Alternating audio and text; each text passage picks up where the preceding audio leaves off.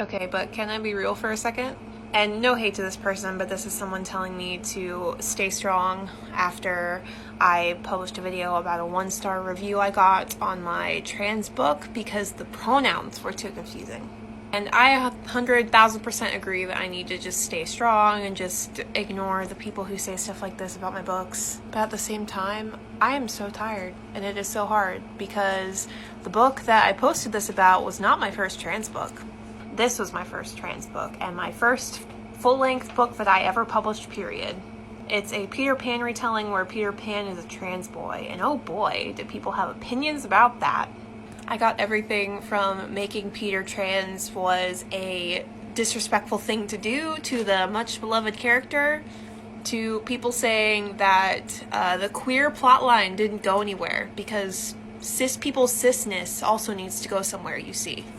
But yeah, that was a couple years ago though, so I'm really mostly over it, and when people say things like that, I can mostly just look the other way and laugh at this point.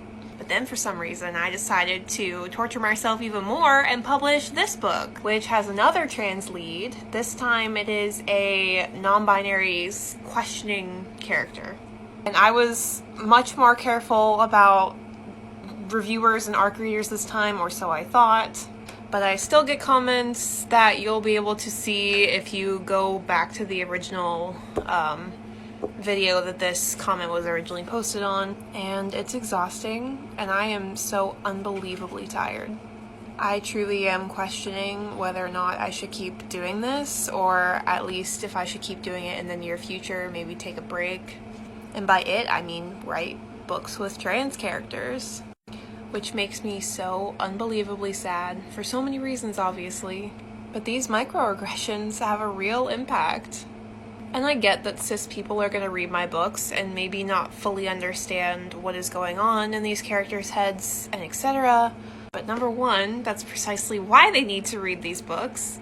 And two, just because you don't understand it doesn't mean that it's confusing or that, you know, I dropped a queer plotline like that. That one still gets me, because literally what is a queer plotline, and why do we never say that about straight plotlines or cis plotlines? It makes no sense. I'm getting off topic, but I will stay strong.